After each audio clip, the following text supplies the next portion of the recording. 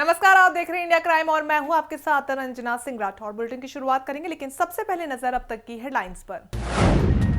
विधानसभा चुनाव 2017 के लिए प्रत्याशी तैयार, विभिन्न दलों ने नामांकन पत्र किए दाखिल, लोगों से वोट डालने की अपील की।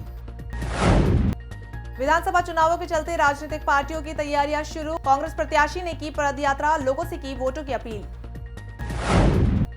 बीजेपी और कांग्रेस में टिकट बंटवारे को लेकर घमासान, दोनों ही पार्टियों के बागियों ने दावेदारी करते हुए दाखिल किए नामांकन। सिद्धार्थनगर जिले में बीजेपी का विरोध, टिकट बंटवारे के बाद शुरू हुआ विरोध, कार्यकर्ताओं ने जताया रोष। उत्तराखंड विधानसभा चुनाव 2017 के लिए जहां बीजेपी और कांग्रेस दोनों ही पार्टियों में टिकट बंटवारे को लेकर घमासान होने के कारण एक एक विधानसभा पर बागियों ने दावेदारी करते हुए नामांकन किए हैं। वहीं निर्दलीय प्रत्याशियों ने भी इसका फायदा उठाते हुए अपनी जीत की दावेदारी करते हुए मैदान में उतरने की तैयारियां कर ली हैं। काफी समय से धर्मपुर विधानसभा पर कांग्रेस और बीजेपी दोनों पार्टियों ने प्रत्याशियों की घोषणा देर से की। वहीं निर्दलीय उम्मीदवार अनिल गुप्ता ने क्षेत्र में मलिन बस्तियों के उद्धार, टूटी सड़कों के निर्माण, बिजली, पानी और छोटे उद्योगों को बढ़ावा देने की बात करते हुए जनता से सही उम्मीदवार चुनने की अपील की है। दाखिल किया है। बहुत सारी समस्याएं हैं पिछले 15-16 सालों में। धर्मपुर विधानसभा का कोई ऐसा इलाका बचा हुआ जहाँ पे कोई विकास कार्य हुआ है। ये विकास कार्य गिनवाते हैं कि सड़कें बनी हैं, सड़कें तो बनाना काम है। उधर से दूसरे आप ग्राम सभाओं में चले जाओ, वहाँ पे पानी की सुविधाएं नहीं है। मलिन बस्तियों में मालिकाना हक नहीं मिल रहा है उनको। मलिन बस्तियों के ऊपर मौत की तारें झूल रही हैं, हाई टेंशन की। उनमें कोई ना कोई हर महीने 1-2 हादसा हो जाता है। कोई शासन प्रशासन देखने वाला नहीं है। उसके अलावा आप ग्राम सभाओं में जाओगे तो अभी तक ये हालत, धर्मपुर विधानसभा सबसे शहर की मतलब राजधानी देहरादून में 80% विधानसभा का एरिया राजधानी का धर्मपुर विधानसभा के अंतर्गत आता है। उसमें आप जाके देखोगे ग्रामीण क्षेत्रों में ये हालत है, वहाँ पे झोपड़पट्टियों में लोग बाग अभी तक रह रहे हैं। सिद्धार्थनगर जिले में बीजेपी का विरोध थमता नजर नहीं आ रहा है। कहीं टिकट बंटवारे के बाद कार्यकर्ता और नेता विरोध करते नजर आ रहे हैं, तो वहीं दूसरी तरफ जिला मुख्यालय के व्यापारियों ने भी बीजेपी का विरोध करना शुरू कर दिया है। यहां तक व्यापारी गांव-गांव घूमकर बीजेपी के खिलाफ वोट देने की अपील भी करेंगे। हेडक्वार्टर पर बाकायदा जगह जगह बैनर पोस्टर लगाकर बीजेपी को वोट नहीं देने की अपील की गई। साथ ही बीजेपी के खिलाफ आज व्यापारियों ने जमकर प्रदर्शन किया। व्यापारियों का कहना है कि गोरखपुर से दिल्ली तक चलने वाली हमसफर ट्रेन जिला मुख्यालय पर नहीं रुक सकती है, जिससे हमारा पूरा व्यापार चौपट हो चुका है। चूंकि इसकी जिम्मेदारी केंद्र की बीजेपी सरकार की है, इसलिए उन्हें सबक सिखाने का समय आ चुका है। इस राजनीतिक फैसले का हम व्यापारियों ने विरोध करने का संकल्प लिया है। इसके साथ ही उन्होंने कहा कि बीजेपी उम्मीदवार को हराकर ही सरकार की आंखें खोली जा सकती हैं। हमारे यहाँ जब तक हमसफर ट्रेन का ठहराव नहीं होगा तब तक हम भारतीय जनता पार्टी का विरोध करेंगे। हमसफर ट्रेन का ठहराव हमें चाहिए। ये व्यापारियों के साथ नाइंसाफी है। भारतीय जनता पार्टी व्यापारियों को अवॉइड कर रही है, इग्नोर कर रही है। विरोध ये है कि भगवान बुद्ध की जन्मस्थली पे हमारा हमसफर जो ट्रेन है, जो गोरखपुर से चल के छोटी लाइन थी, बड़ी लाइन हुई, आनंद नगर बढ़नी में रोक रहे हैं ट्रेन को। विनय कटियार द्वारा प्रियंका गांधी के लिए कहे गए अपशब्दों से नाराज होकर आज मेरठ में कांग्रेस कार्यालय पर कांग्रेसियों ने विनय कटियार के खिलाफ नारेबाजी करते हुए उनका पोस्टर और पुतला फूका और साथ ही विनय कटियार से तत्काल प्रियंका गांधी से माफी मांगने की बात भी कही और कहा कि अगर कटियार ने ऐसा नहीं किया तो वो दिल्ली जाकर उनका मुंह काला करने का काम करेंगे। कांग्रेस कार्यकर्ताओं ने अपने गुस्से के आगे आचार संहिता का पालन का ख्याल भी नहीं किया और बावजूद इसके कि आचार संहिता लागू हो चुकी है, सार्वजनिक रूप से पुतला फूका और उसको खिलाफ जमकर नारेबाजी की गई।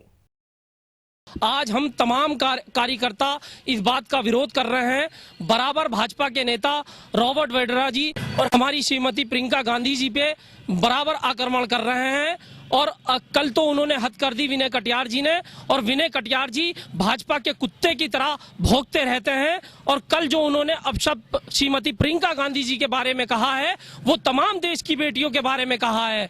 मैं पूछना चाहता हूं विनय कटियार जी से, क्या आपकी पार्टी में जो खूबसूरत महिलाएं नहीं है, क्या आप उनका सम्मान नहीं करेंगे?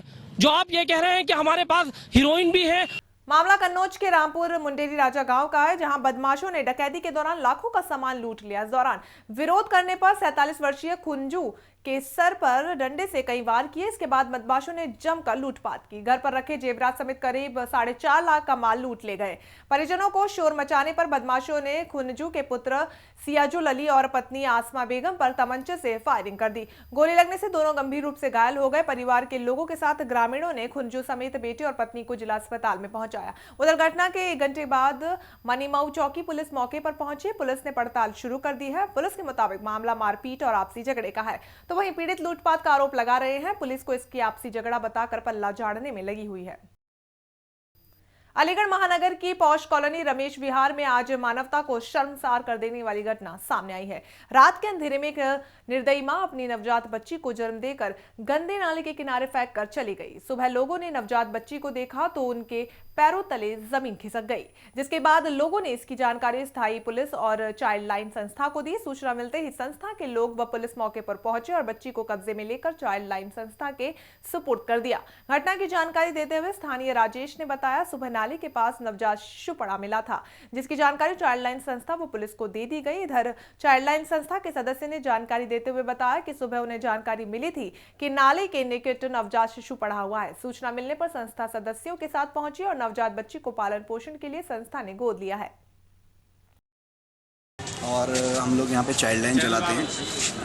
चाइल्ड लाइन बालकों के लिए काम करने वाली एक जो है संगठन है 1098 टोल फ्री नंबर है। आज सुबह उस नंबर पर सूचना मिली थी, मेरे पर्सनल नंबर पर सूचना मिली थी कि यहाँ शहर के एक पौष इलाके में एक नाबालिग बच्ची, एक नवजात बच्ची मिली है और जिसको कोई छोड़कर चला गया है। उसी सूचना पर फिर चाइल्ड लाइन की टीम गई थी और हम लोग फिर जो है उस बच्ची को वहाँ दीनदयाल अस्पताल में दिखाया गया। दीनदयाल के बाद में हम थाना क्वारसी लेकर आए, जहाँ पर इस बच्ची को चाइल्ड लाइन की सुपुर्दगी में लेकर बाल कल्याण समिति के समक्ष पेश करेंगे और फिर वो उस पर निर्णय करेगी बाल कल्याण समिति के उस बच्ची के विषय में क्या किया जाना है। मेरठ के थाना मुंडाली के दिसोरा गांव में 12 साल के किशोर मोहम्मद वकार की गोली मारकर हत्या कर दी गई। जानकारी के अनुसार ग्राम दिसोरा निवासी नाजिम अली का 12 वर्षीय पुत्र वकार 2 साल से रच्छोचित गांव के मदरसे में कुरान हाफिजा कर रहा था। गुरुवार को वकार गणतंत्र दिवस की छुट्टी होने पर एक स्कूल में आयोजन देखने गया था। उसके बाद वकार घर पहुंचने की बजाय लापता हो गया। करीब 5 बजे शाम जंगल में एक ट्यूबवेल के पास वकार की लाश पड़ी देखकर ग्रामीणों ने गाँव में सूचना दी। गाँव में घटना का पता चलते ही सैकड़ों लोग वहां पहुंच गए। उधर मामले की सूचना जिला मुख्यालय तक पहुंची। चुनाव के दौरान बवाल की आशंका को देखते हुए सीओ किठोर विनोद सिरोही आसपास के सभी थानों की फोर्स के साथ घटनास्थल पर पहुंच गए। पुलिस ने शव कब्जे में लेने का प्रयास किया तो ग्रामीणों में आक्रोश फैल गया। हालांकि समझाने के बाद पुलिस शव को लेकर थाने पहुंची। मामला गांव में चली आ रही पुरानी रंजिश से जुड़ा होने की आशंका जताई जा रही है। गांव में तनाव को देखते हुए भारी पुलिस फोर्स तैनात की गई है। खबर संभल से है, जहां चंदोसी कोतवाली क्षेत्र के आवास विकास में 3 करोड़ के कर्ज से परेशान व्यापारी महेंद्र शर्मा ने देर रात अपने कमरे में खुद को गोली मार ली। महेंद्र शर्मा मेहनता व्यापारी थे जिसके ऊपर 3 करोड़ से अधिक का कर्ज था, जिसको चुकाने में लगातार लगे हुए थे। पर नोटबंदी के बाद से पूरा व्यापार ही ठप हो जाने की वजह से महेंद्र शर्मा लगातार डिप्रेशन में जाने लगे और इसके ऊपर कर्ज चुकाने का दबाव और ज्यादा बढ़ने लगा। इस बात से परेशान महेंद्र ने अपने आप को मौत के सुपुर्द कर दिया। मरने से पहले उन्होंने एक सुसाइड नोट लिखा, जो कि पुलिस ने जब्त कर लिया है। फिलहाल पुलिस ने शव को पोस्टमार्टम के लिए भेज दिया है और अब परिवार की तरफ से कोई भी शिकायत अभी तक नहीं आई है।